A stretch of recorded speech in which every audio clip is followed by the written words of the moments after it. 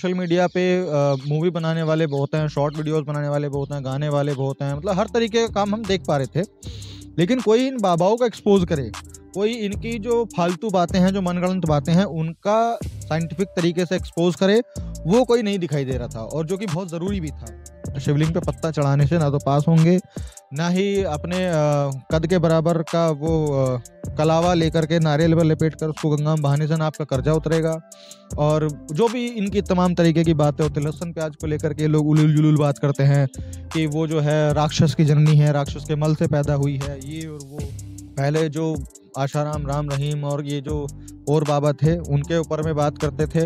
अब हमारे देश की कह लो या देशवासियों की दुर्गति है ये कि आशाराम, राम रहीम और उनके जैसे और बाबा जेल में गए, तो अब ये नए बाबा आ गए, तो लोग इनको फिर से भक्ति में पूजने लग गए। इनको बाबाओं पर बोल रहे हैं, धर्म पर बोल रहे हैं, कुरीतियों पर बोल रहे हैं, रीतियों पर बोल रहे हैं और आस्था पर बोल रहे हैं। तो ये तो स्वाभाविक सी बात है कि धमकियां भी आती हैं, कॉल्स भी आते हैं, मैसेजेस भी आते हैं, हर तरह की चीज़ें जो है वो होती हैं। लेकिन उनको झेलते हुए ही मुझे आगे बढ़ना मेरा चैलेंज लगता है। लोग मुझसे कहते हैं कि तू कुछ भी कर ले, ऐसे भक्ति नहीं ख़त्म करवा सकता, या तू नहीं छुड़वा सकता बाबाओं के पास जाना, या ये वगैरह वगैरह। तो मैं उनसे एक ही बात कहता हूँ कि भाई, मैं छुड़वा पाऊँ या ना छुड़वा पाऊँ, वो तो एक अलग बात है, लेकिन मैं छुड़वाने की कोशिश भी ना करूँ, वो मेरी गलत बात है। हमारे साथ प्रशांत बौद्ध जी हैं, जिनके चैनल का नाम भी प्रशांत बौद्ध है और इनके चैनल के माध्यम से वो लगातार अंधविश्वास और पाखंडवाद पर जो है वो ये कह सकते हैं कि उस पर अटैक करते रहते हैं। तो सबसे पहले बहुत-बहुत स्वागत है सर आपका। जी, बहुत-बहुत धन्यवाद। इस यूट्यूबर मीट को लेकर कैसे देखते हैं आप? यहाँ पर तमाम बहुजन यूट्यूबर्स एकत्रित हुए हैं। इस मीटिंग को लेकर क्या सोचते देखिए, बहुजन यूट्यूबर मीट ये एक बहुत बेहतर प्रोग्राम है, क्योंकि यहाँ पर हर प्रकार के जो यूट्यूबर्स हैं या जो एक्टिविस्ट हैं, वो लोग आए हैं। और वो हर क्षेत्र में कोई ना कोई शुरुआत में नया होता है, कोई एक लेवल पर पहुँच चुका होता है। तो यहाँ पर सभी लोग आए हैं, तो कहीं न कहीं क्या है कि जो लोग नए हैं, जो नया-नया अपनी शुरू कर रहे हैं या फिर शुरू कर चुके हैं, और जो उसमें एक्सपर्ट है, तो उनसे सलाह लेकर के सीख रहे हैं, सीख कर के आगे बढ़ेंगे, और जो एक मेन स्ट्रीम का जो अपना लेवल है, उस लेवल तक ले जाने का ये लोग काम करेंगे। तो ये एक बेहतर प्रोग्राम है, जो हुआ है। हैं? आपके चैनल के बारे में भी हम जानना चाहेंगे कि इस प्रकार पाखंडवाद और अंधश्रद्धा को लेकर आपने ये विषय क्यों चुना? क्योंकि मीडिया में काम करने के लिए कहो या फिर सोशल मीडिया में काम करने के लिए काफ़ी सारे विषय थे। कोई सामाजिक होता है, राजनीतिक होते हैं, धार्मिक होते हैं। आपने पाखंडवाद को क्यों चुना कि इसके खिलाफ बात करनी चाहिए? वो इसलिए चुना क्योंकि समझदारी जब आई, थोड़ा बहुत चीज़ों को समझा, पढ़ा, देखा, आकलन किया, तब कुछ चीज़ें सामने निकल के आती हैं। और उसके बाद में हम जब देखते हैं कि सोशल मीडिया पे मूवी बनाने वाले बहुत हैं, शॉर्ट वीडियोस बनाने वाले बहुत हैं, गाने वाले बहुत हैं, मतलब हर तरीके का काम हम देख पा रहे थे। हुँ, हुँ। लेकिन कोई इन बाबाओं को एक्सपोज़ करे, कोई इनकी जो फालतू बातें हैं, जो मनगढ़ंत बातें हैं, उनका साइंटिफिक तरीके से एक्सपोज़ करे, वो कोई नहीं दिखाई दे रहा था, और जो कि बहुत ज़रूरी भी था। कई बार लोगों को जानकारी नहीं होती है, कई बार जानकारी होने के बावजूद भी गट्स नहीं होते हैं, कई बार प्रोत्साहन नहीं मिलता है, बहुत सारी चीज़ें जो है अड़चनें आती हैं उनको कि वो लोग नहीं बोल पाते हैं, नहीं इन सब चीज़ों पे काम कर पाते हैं।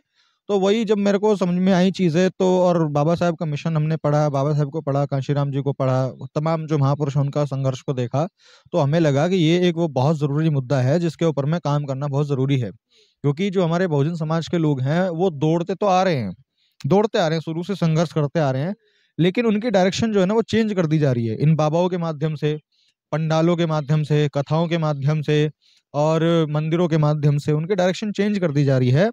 जो चीज़ आपको प्राप्त होगी एक तरीके से, वो उस तरीके से हटा करके दूसरे तरीके में आपको लगा रहे हैं। लेकिन मिलेगा आपको उसी तरीके से जिस तरीके से मिलता है सभी को। तो वही बताने का हम काम करते हैं कि भाई, आप जो है शिवलिंग पे पत्ता चढ़ाने से ना तो पास होंगे, ना ही अपने कद के बराबर का वो कलावा लेकर के नारियल पर लपेट कर उसको गंगा में बहाने से ना आपका कर्जा उतरेगा। और जो भी इनकी तमाम तरीके की बातें होती हैं, लहसुन प्याज को लेकर के लोग उलूल जुलूल बात करते हैं कि वो जो है राक्षस की जननी है, राक्षस के मल से पैदा हुई है, ये और वो। बहुत तरह की फिजूल बातें ये लोग करते हैं। तो हमारी कोशिश वही रहती है कि लोगों को जो साइंटिफिकल थॉट है वो दिया जाए, और वो भी आसान भाषा के माध्यम से, जो जनरली सभी की होती है उस ऐसे तो कई बाबाओं को आपने एक्सपोज़ भी किया होगा। हाँ, काफ़ी सारे बाबा हैं। पहले जो आशाराम, राम रहीम और ये जो और बाबा थे, उनके ऊपर में बात करते थे। अब हमारे कह लो या देशवासियों की दुर्गति है ये कि आशाराम, राम रहीम और उनके जैसे और बाबा जेल में गए, तो अब ये नए बाबा आ गए, तो लोग इनको फिर से भक्ति में पूजने लग गए, इनको भगवान मानने लग गए। और इनसे सवाल कर दो कि भाई नहीं नहीं ये भगवान नहीं है, इनके पास कोई चमत्कार नहीं है, इनके पास कोई शक्ति नहीं है, तो बोलेंगे नहीं नहीं है, इनके पास है। हम बोलेंगे कि भाई देखो पहले वाले भी तो थे, जब वो थे तब तो वो बहुत बड़े बाबा थे, उनके पास चमत्कार भी था, वो उनके आशीर्वाद से लोगों के भले भी हो रहे थे, लेकिन वो निकले तो कांडी लोग। नहीं नहीं वो थे कांडी, लेकिन ये नहीं है। अब कल को क्या होगा, कल को इनके कांड निकल के आएंगे, तो फिर कोई और नए बाबा खड़े हो जाएंगे, और दुर्गति ये रहेगी कि लोग तब भी उनके भक्त बन जाएंगे।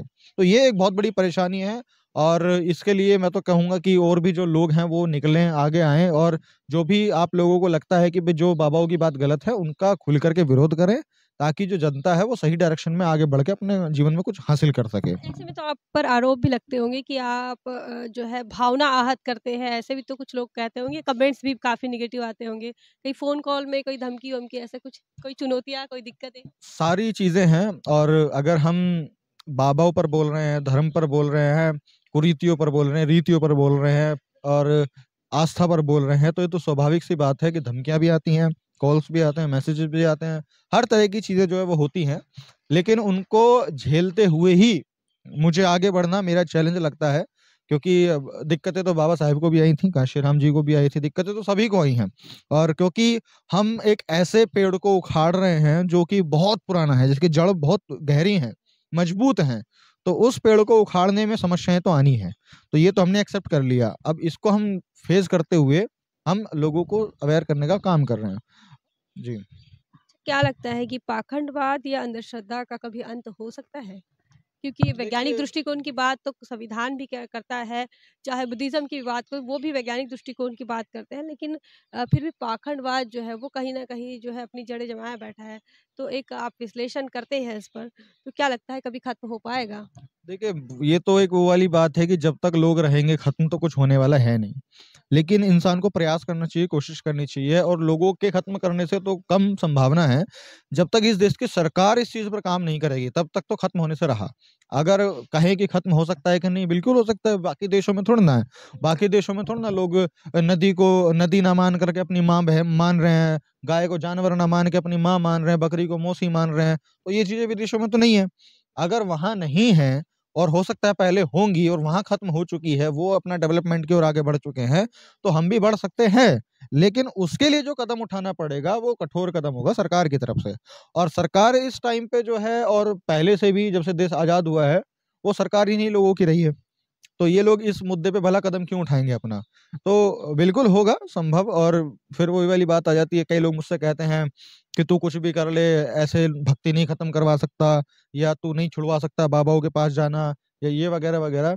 तो मैं उनसे एक ही बात कहता हूँ कि भई मैं छुड़वा पाऊँ या ना छुड़वा पाऊँ, वो तो एक अलग बात है, लेकिन मैं छुड़वाने की कोशिश भी ना करूँ, वो मेरी गलत बात है। आपकी बातों से जब हम आपसे बात कर रहे थे तो मुझे बहुत जिज्ञासा हुई कि प्रशांत बौद्ध का क्या बैकग्राउंड होगा? क्या उनका व्यक्तिक जीवन कैसा होगा? तो मैं चाहूँगी कि छोटा-सा इंट्रोडक्शन भी आप दीजिए कि आपके व्यक्तिक जीवन कैसा रहा और किस प्रकार से आप इस आंदोलन से जुड़ गए?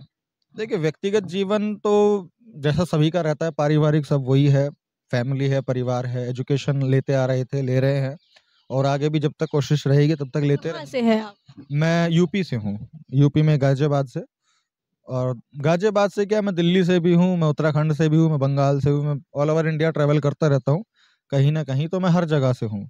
एक तरह से मैं भगवान हूँ, मैं हर जगह हूँ। अच्छा। हाँ, तो यही चीज़ें हैं, और बाकी जब मिशन में लग जाते हैं, जब सामाजिक कार्य करने लग जाते हैं। हर परिवार में कोई रहा है मिशन मूवमेंट से जुड़ा हुआ?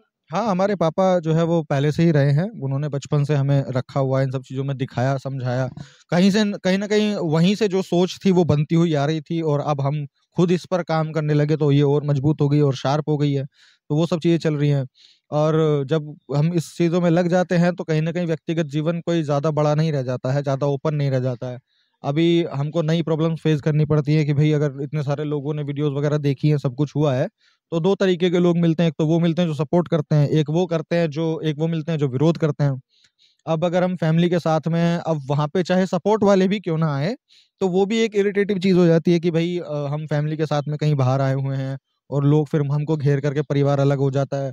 और अगर विरोधी लोग मिलते हैं तो फिर वहाँ पे तो वो सिचुएशन और ज़्यादा बेकार होती है। तो बस ये है कि हाँ, सामाजिक जीवन में जब लगे हैं तो लगे हुए हैं। अब जो भी अब का जीवन है यही हमारा व्यक्तिगत है, यही हमारा सामाजिक है।